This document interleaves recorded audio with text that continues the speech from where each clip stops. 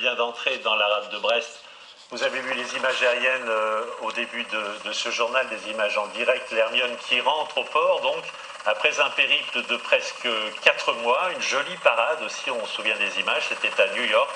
Et parmi tous ceux qui l'attendent sur le quai, Émilie Plantard et Médéric Perquier. Elle ne passera lundi que vers 14h, mais l'Hermione était déjà très attendue ce matin. Sur les quais, on patiente malgré tout, assez facilement. Le vieux gréement, là, il est beau, hein. Il y a beaucoup de photos à faire. Bon, il y a quand même des beaux bateaux qui passent. Et puis là, les vieux gréments, tout ça, c'est le troisième qu'on voit passer, donc. Des milliers de personnes sont ainsi venues participer au retour du bateau en France. Son passage à Brest est un spectacle que ce couple de Parisiens ne voulait pas rater. On est fascinés par ce genre de bateau.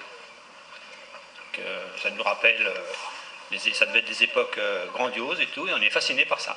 C'est joli, c'est sympa. Puis tout autour de ça, bon, il y a quand même aussi un petit folklore, quoi, donc c'est sympa. Dans le port, les mieux équipés s'apprêtent à larguer les amarres pour assister au plus près à l'entrée de l'Hermione dans la rade. Moi, je l'ai vu en construction au tout début, donc en charpente. Et puis voilà, bon, maintenant, elle revient dans une grande boucle. C'est chouette, quoi. On aura au moins le mérite et le privilège de se dire on a pu naviguer à côté de... Ce groupe de plaisanciers amateurs est chargé quant à lui d'assurer la sécurité en mer. On sera aux premières loges aussi, mais c'est vrai que c'est une chance. Et que c'est vrai que tous les copains qui sont là, entre autres, ont une chance de participer à cet événement, à cette place-là. À 15h, l'Hermione accostera près du village. Elle restera une semaine à quai avant de repartir vers Rochefort, son port d'attache.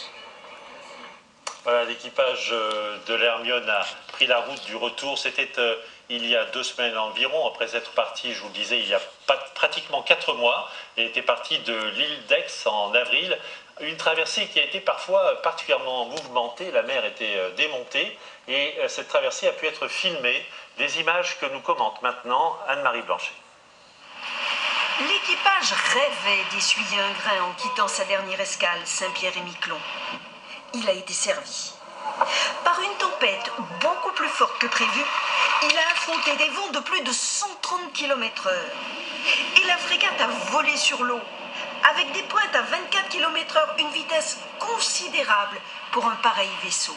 Qui nous a permis vraiment de vivre des moments inoubliables, puisque à ce moment-là, on a tous, un petit peu, en même temps qu'il y avait le stress de la situation, il y a eu aussi une sorte de jubilation à bord de voir les performances du navire qui étaient insoupçonnées.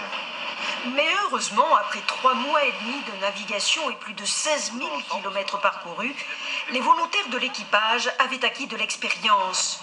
Et le capitaine avait mis en garde. Ça rigole pas, là, faut pas prendre ça à la légère. Le retour, mouvementé au début, plus calme par la suite, a duré 15 jours. De quoi laisser le temps à l'équipage de briquer le bateau avant l'arrivée.